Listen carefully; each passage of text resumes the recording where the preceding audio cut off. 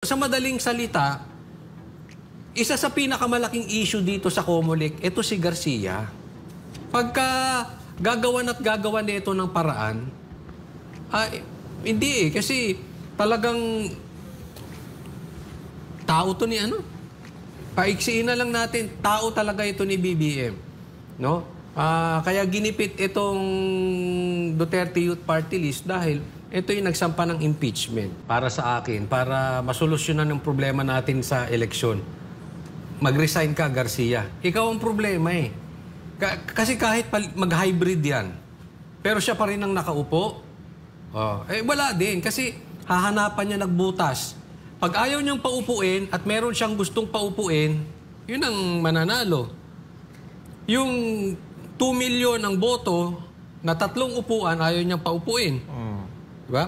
Ang nangyayari dito, dito sa administrasyon na to, hindi lang kay Garcia, pero pag-usapan natin itong Comelec, butasan eh. Hahanapan ka ng butas.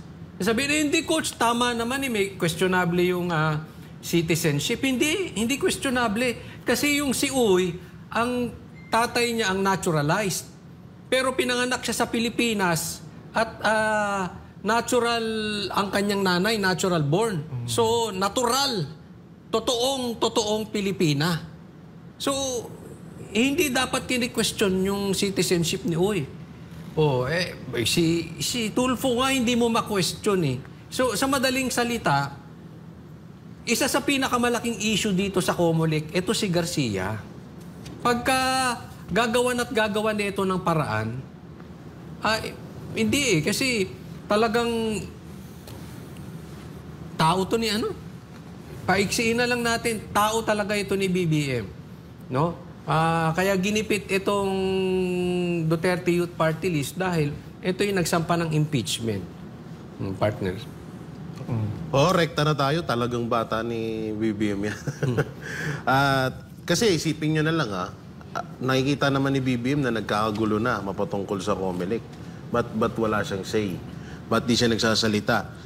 Akala ko ba, di ba, ayaw niya ng gulo, ayaw niya ng mga ganitong usapin. So, ba't hindi niya mapagsabihan or hindi niya mapaimbestigahan yung chairman ng Comelec na bakit may ganyan? Una-una, doon pa lang sa overvoting, 18 million. Nakakapagtaka na.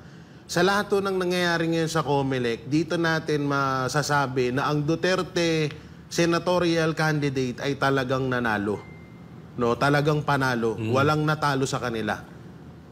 Dahil dito sa ginagawa lang ni Chairman George Garcia at kung sino man yung nasa likod niya, kaya talagang natalo yung ibang, kaya hindi nakapasok sa top 12. Ang rito, ang kinakabahala ko lang dito, pag hindi ito, or pag nagpatuloy ito, at umabot to ng 2028 election, si VP Sara Duterte ang kanilang yayariin dito. Kasi isipin nyo,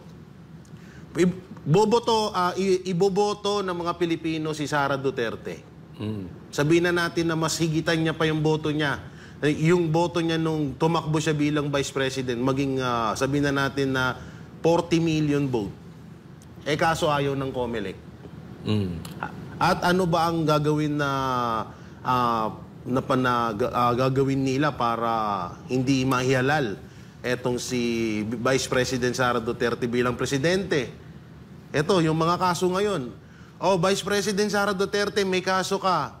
May ka sa confidential fund. May nagtangka ka sa buhay ng mag-asawang Marcos. Ganyan. Marami silang ilalagay dyan. So, walang kwenta. Kahit anong daming boto natin sa gusto nating ihalal, mawapawalang kwenta dahil sa Comelec. Alalahanin nyo, ilang Pilipino lang ang nagdidesisyon sa Comelec. Katulad na lang yan sa Duterte Youth. 2 million ang bumoto sa Duterte Youth. Pero 2 tao lang ang nagdesisyon para wag sila may proklama. Isipin nyo kung gaano ka-unfair na itong ginagawa ng Comelec. Yung pagtanggal kay George Garcia, hindi yun hindi yun pa sapat. Kasi kahit anong palit ng isang chairman, kung palpak at kontrolado ng leader o kung sino or kinokontrol ng iba, wala kang patutunguhan dyan. Mauulit lang yan at mauulit. Pinakamaganda dyan, magsalita or talagang magsalita na si Chairman George Garcia sa mga isyong to. Kasi ang dami harapin niya lahat to at huwag siyang magpakontrol. Kaya nga sabi ko palagi sa vlog ko na bakit kaya hindi magkaroon ng sistema na yung hinahalal or yung inilalagay dyan sa COMELEC ay galing sa botohan ng mga tao, ng taong bayan. Kasi kapag ang naglukluk dyan ay mismong leader, medyo ano pa tayo doon, medyo tagilid tayo doon. Katulad niyan, 'di ba? Dating attorney niyan ni Pangulong Bongbong Marcos. So ano pa bang iisipin natin? Ano pa bang aasahan natin diyan? Ito po ay talagang ito ay lantaran na pangbababoy sa mga Pilipino. Biruin mo, walang respeto ang COMELEC sa taong bayan dahil taong bayan ang nagluklok, taong bayan ang bumoto sa mga yan. Tapos, ikaw pipigilan nyo na ilan lang kayo dyan. Kayo yung magdidesisyon. So, kapag umabot to ng 2028 election, hindi si Vice President Sara Duterte ang magiging presidente ng Pilipinas. Tandaan yan. Alam mo, totoo yan, partner. Kasi meron ng lumalabas na balita ngayon na talagang ito si VP Sara hindi nila pauupuin. Yun na hindi talaga yan. Kaya naniniwala ako dyan kasi ngayon pa lang, nararamdaman nila hindi sila mananalo sa impeachment kay VP Sara.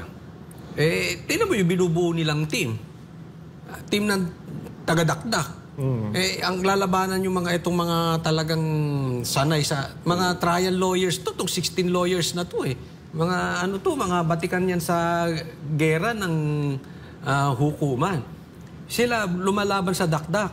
Pero pinapasok na nila, nakakasuhan din ito sa ombudsman. Yung 16. Si VP Sara. Si VP Sara. So, ibig sabihin, doon pa lang, ino-open na nila yung possibility. Hindi, pwede pa rin naming kasuhan. Whatever happens sa impeachment, kakasuhan namin to sa pwede pang kasuhan ito. Kaya, yun ang pulot dulo niyan. At itong si Hello Garcia. Hello Garcia. Ito ang magiging malaking kasangkapan sa hindi pag-upo ni VP Sara. Dahil nabigyan na tayo ng sample nito. Kahit ibinoto at nag-decide ang taong bayan, Duterte party list, gusto namin kayo, upo kayo dyan. Basta sinabi niya, hindi yan uupo. Oy, gusto ka namin. Hindi. Abante, upo. Basta ginusto nito, hindi maupo. Ano yan? Patikim yan. Ano yan? Trial. Kumbagat practice. Parang yung ginawa ni Torre sa KOJC. Practice pa lang. Ang talagang niyan si Tatay Digong. Lumusot siya ron sa practice. Hindi gumalaw ang mga pulis. Hindi gumalaw ang AFP. Tinuluyan niya to si Tatay Digong. Sa totoo, hindi gumalaw ang AFP. Base pa nga nila yung ginamit. Itong Villamor Air Base, di ba? So ganito rin gagawin nito si Torre. Pwede. Lumulusot pagka ginusto ko, hindi na makapalag yung taong bayan. Kaya ito, hindi natin tatantanan to si Garcia. Araw-arawin ka talaga namin sa vlog. Ay, panuorin mo. Kasi hindi po pwedeng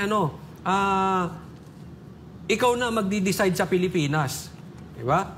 Sabi nga ni Aimee, di dapat ako na lang nagpresidente. Ikaw na kaya Garcia presidente. Total, ikaw rin naman magdi-decide kung sinong gusto mong paupuin. Pero ako RJ, muna kita.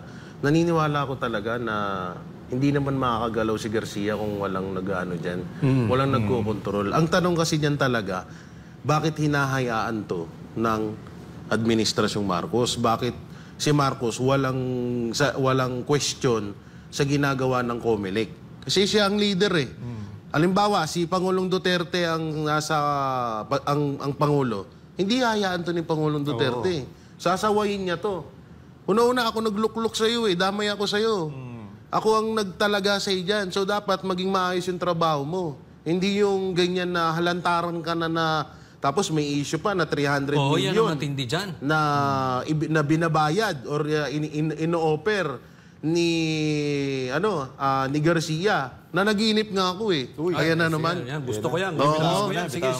May isang senador or tumakbong senador para sa tama ba? May isang kandidato na tumakbong senador na inoperan din ng pera. Nako. Hinihingan nila, panaginip to hinihingan nila ng 400 million yung tao na yon para makakuha ng spot sa Magic 12. Mas mataas. Mas mataas yun, 400 million. Grabe ah. Kaso tong taong to hindi pumayag. Kasi alam niya sa sarili niya na kahit hindi siya magbayad ng ganong kahalaking halaga, panalo pa rin siya. At talagang yun din naman ang nasa isip ko. Yun nga lang, itong taong to, Nalaglag. hindi na pasama sa Magic 12. Sa halip imbis na tumaas pa nga ang mga boto nito, parang na nakaltasan pa. Nako. Matindi yung panaginip mo, partner. Hanggang sa panaginip mo, suga pa to si Garcia. Oo. Parang totoo. Parang totoo. Parang RJ. Alam nyo, puno na ang salop. Kasi nagsalita na yung retired general na si matindi. Segundo Metran umpisa na to Umpisa na to ng galit ng taong bayan. Kung hindi magsasalita yan, kung wala talaga silang nakikitang mali. At ayun nga, alam nyo si Garcia panay palusot. Pero ang sabi nga ni Attorney Harold papalusutan niya pa yung 300 million na kailangan mo ng 300 million na boto para ka manalo. 'Di ba? Papalusutan niya pa 'yun. Ito talaga makikita natin sa mga tao ni BBM na talagang kung hindi sinungaling, magaling magpalusot. Puro paikot-ikot na lang ang ginagawa ng mga to hanggang Pero bobo nga yung palusot niya. Oo nga Hindi shoot Pero siguro sa taranta na. Oo. Kasi para siyang para siyang nawindang Tapos bigla siyang in-interview. Ayun na, hindi lang nila naintindihan yung sinabi ko. Na yun, kailangan mo ng boto na ganito, hindi yun ayun. Ayun, nawindang siya sa ganon. Kaya nataranta, kaya ayun ang nasabi niya. At makikita nga natin itong mga general na to. Sana marami pa. Sana marami pang marami pang mga yung mga militar, mga retiradong militar o especially yung sa natin, yung AFP. Sana magsalita na yan sila ngayon o mag-ingay para dito sa nangyayari kasi wala na tayong parang wala na tayong karapatan mamili kung sino yung gusto natin. Parang lang to parang formality. Di ba? Boto kayo, sige. Kailangan bumoto kayo para, karapatan nyo yan bumoto para sa mga gusto nyong maupo. Pero hindi Yung gusto naming maupo, walang nangyayari. Kayo pa rin ang nasusunod. Martial na talaga. Yung niyan, partner, yung nilabas niyan tong retired military na to. Yan ang puso ng mga uniformen natin. Yan ang puso ng pulis, ng sundalo. Yan ang katotohanan dyan. I'm sure sang-ayon sila dito sa reklamo na ayaw nila itong ginagawa ni Garcia. Alam niyo kung bakit? Sinong nanalo sa botohan pagdating sa mga uniformen, sa mga sundalo natin, pulis, media man? Straight Duterte. Yan po, hindi nila nadaya yan, pero yan talagang documented po yan. So, anong ibig sabihin nun? Yung support, yung galit, hindi lang makapagsalita itong mga ito. Dahil syempre, hawak sila ng mga bossing nila, hawak sila ng mga general na iba, hawak sila ng mga nasa posisyon, pero nakasigaw sila nung eleksyon. Yan ang sigaw ng puso ng mga pulis at sundalo natin nung eleksyon. At sino ang gusto ng mga pulis? Sino ang gusto ng mga sundalo? Duterte. Kaya sana, hindi ikaw lang ang magde-decide, hindi ka hari, Garcia. Paalala lang huwag tayong diktador.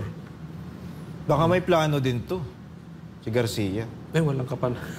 Prime Minister din yata ang gusto nito kasi inuumpisahan niya na ngayon Kasi alam naman natin tsaka kailangan nating, kaya nga bumoto ang mga Pilipino kaya nga mas maraming bumoto.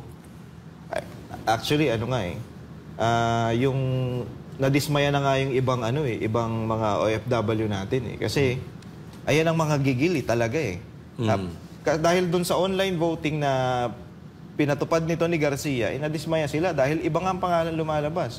Ngayon, kumonti ang boto. Dahil nga, kung nagkakadayaan naman, bakit pa kami boboto? Ngayon, eto na, lumabas, nagkakadayaan naman, bakit pa tayo boboto sa 2028 kung hindi rin naman si BP Sara? Ako hindi ako boboto pagka ano. Siya. Ito pa rin nakaupo, Oo. hindi na ako boboto. Kayo na lang. Hindi, dapat kasi tanggalin na rin yung automated counting machine na yan. Kasi wala naman, biruin nyo, doon pa lang sa 18 million na overvoting, pangit na yun.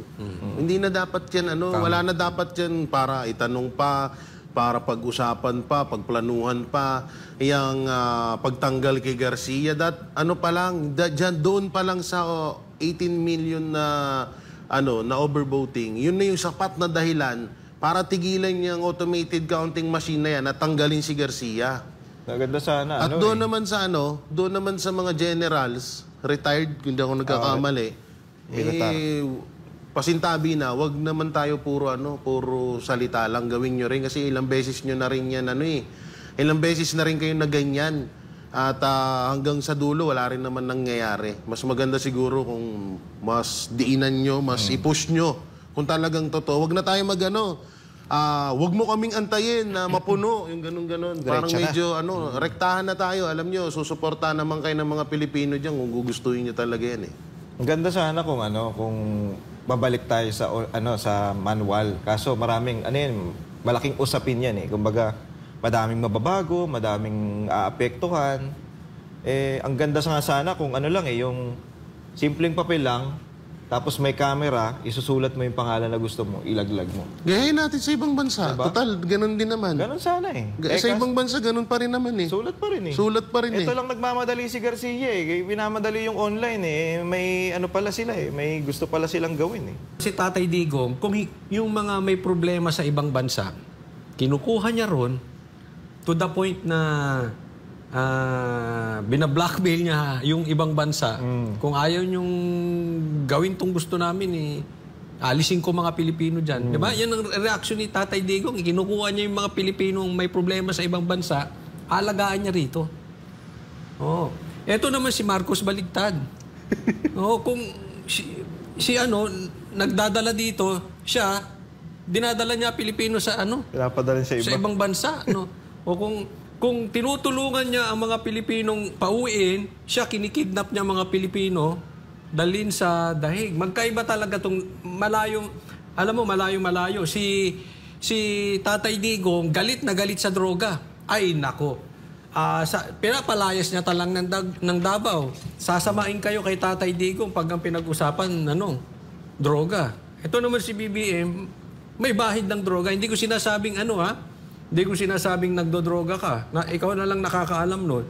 Pero kung si Tatay Digong talagang galit na galit sa droga, eto naman si BBM, takot sa drug test. Talagang magkaiba. Pero yung pagpunta niya dyan sa Japan, medyo hindi maganda talaga. Kasi biglaan daw yan. Hindi natin alam bakit ba nagmamadali to si Marcos, bakit meron siyang biglaang desisyon na dumadaan yung mga kababayan natin sa problema dyan sa Iran, dyan sa Israel, may problema. So instead na nag-provide ka ng eroplano doon para kuhanin sila, nag-provide ka ng eroplano mo dito sa Pilipinas para ka lang mag-shopping sa Donkey sa Japan. Pambihira ka, Marcos. Kakaiba talaga yung alam mo, maraming nga nagko-komentaryo sa akin.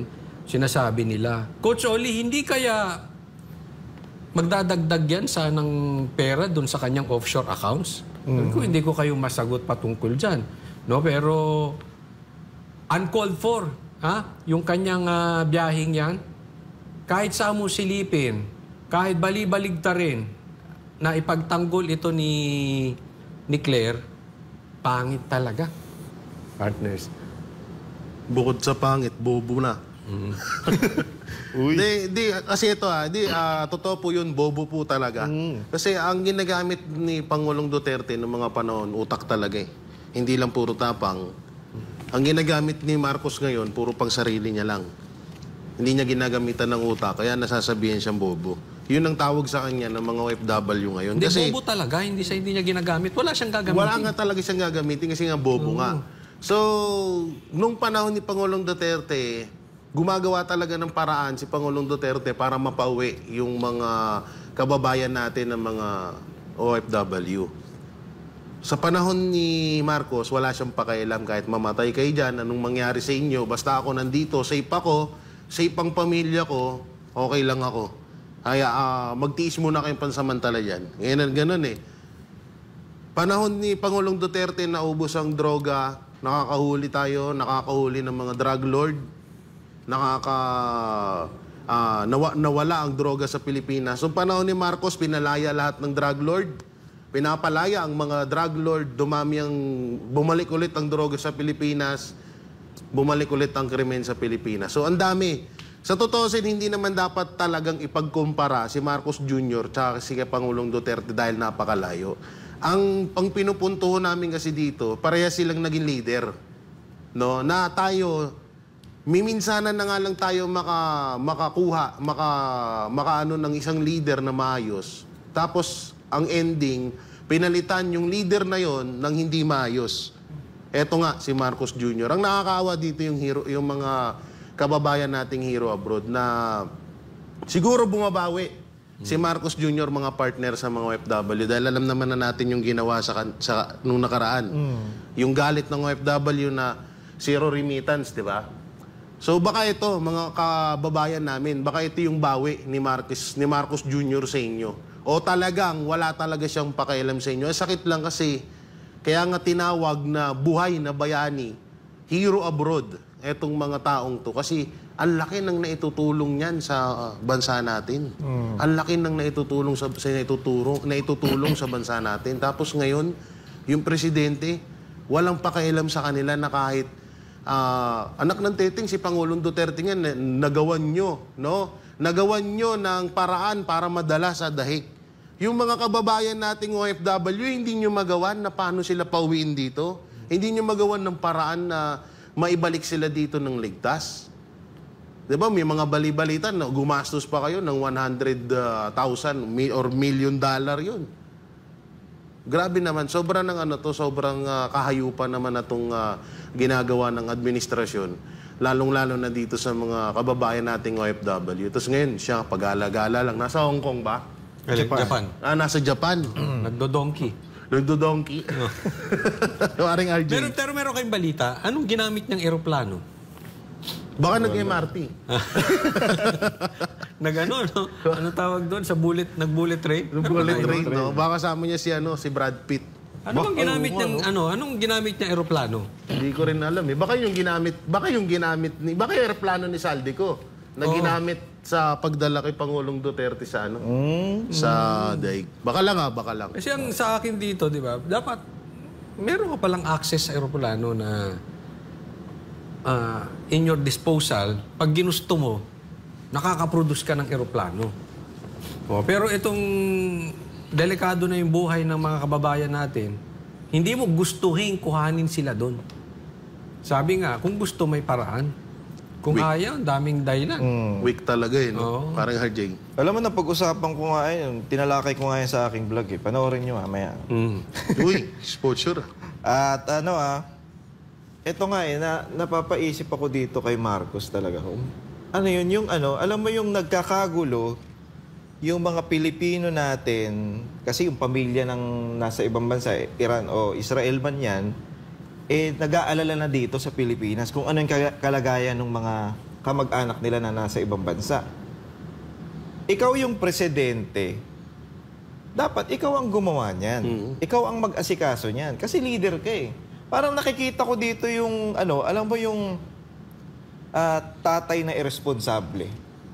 Diba? Na pagkatapos kitang mabuntis, bahala ka na sa buhay mo. Bahala ka na sa anak mo. Kumbaga, yan ang yan ang nakikita ko dahil dito. siya ang ama ng bansa eh. Tama. Siya ang ama. Dapat siya ang mag-asikaso.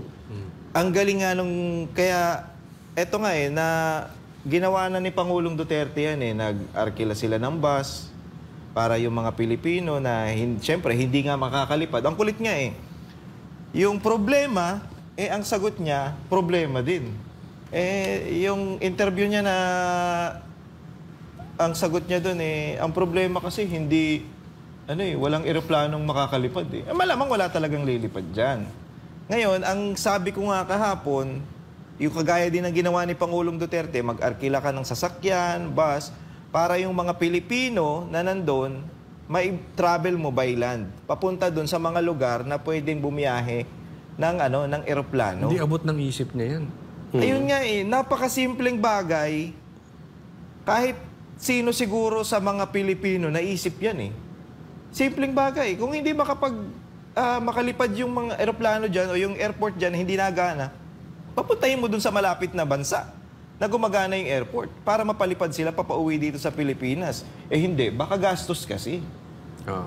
Baka malaki ang gastos, imbis na para sa amin bahala na muna kayo. Dito muna ako sa Japan. Kanya-kanya na muna tayo. Tsaka isa pa partner kinu-question dito, yung issue, bakit siya nagpunta pa ng Japan? Kasi sabi to ni Claire, meron daw siyang aatinandong expo. Tapos, kakausapin daw niya yung mga kababayan natin, mga Pilipino dyan sa Japan. Hindi mo sila kailangan kausapin. Ang sasarap ng buhay. Ang sasarap ng buhay ng mga kababayan natin dyan sa Japan. Ang naghihirap ngayon, yung mga kababayan natin nasa Israel at saka nasa Iran. Ang sabi dito, yun ang Kosyo, asikasuhin mo. we are working to create more jobs for our people, help more businesses grow, and ensure more communities feel the impact of a strong tourism sector. Okay, walang problema dyan. Maganda yan. Basta totoo. Una. Pero pangalawa, pagka ganyan, halimbawa sa iyong bahay, sa inyong kamag-anak, uunahin mo yung emergency. Yes. Bago ka mag-create ng trabaho. Di ba? Dapat inuuna mo muna tong problema sa ilagay mo muna sa ligtas itong mga kababayan natin dyan sa ibang bansa, dyan sa Iran, tsaka sa Israel. Tapos, saka ka gumawa ng trabaho para sa mga kababayan natin. Lalong-lalo na, baka naman propaganda lang yan, baka naman optics lang yung ginagawa mo para maisingit mo lang sa SONA. No? Pero let's assume totoo yan, mali pa rin. Dapat, first things first, Marcos. Kitang-kita talaga dito, mga kababayan, kitang-kita nyo na wala talagang pakialam si Marcos sa mga Pilipino, sa atin. Kasi dyan nga biruin mo, yun nga, tama, emergency to Kumbaga, kailangan ito na mabilisang aksyon At yung kailangan habang nag-uumpisa pa lang yung gera, yung naririnig-rinig mo pa lang na magkakaroon ng gera, dapat ready ka na. Kumbaga, advance ka na mag-isip na dapat ganito ang gawin natin. Pagdating ng gera, maalis na natin yung mga kababayan natin. Hindi dun mga lang sa bagyo dito sa atin After ng bagyo, tsaka siya nagpa-meeting Tapos anong gagawin natin? Kamot ulo. Yun ang sagot niya. Yan nga yung yan nga yung nakakatakot dyan. Kasi isipin nyo maigi si Pangulong Duterte, naging isang mabuting Pilipino sa bansang Pilipinas, pero ipinamigay sa ibang bansa. Wala siyang pakialam dun. Wala. Napakalaking, sa totoo ituturing nating napakalaking tao, napaka-impluensya or makapangyarihan na tao na si Pangulong Duterte. Pero wala siyang pakialam. Paano pa kaya sa mga ordinaryong Pilipino? Katulad lang nito, ito na yung sinasabi ko, na walang pakialam si Marcos Jr. sa mga ordinaryong Pilipino. Ngayon, ito na, ginagawa niya na. Yung sinasabi mo kanina na problema, sinusolusyonan niya ng problema. Tapos, yung nagsusolusyon sa problema, problema din. Na isa nga mismo, yung problema. Yan ang problema sa'yo, yung pagkatao mo mismo ang pinaka-problema. Kaya talagang sobrang nakakalugmo lang kasi pag ikaw ay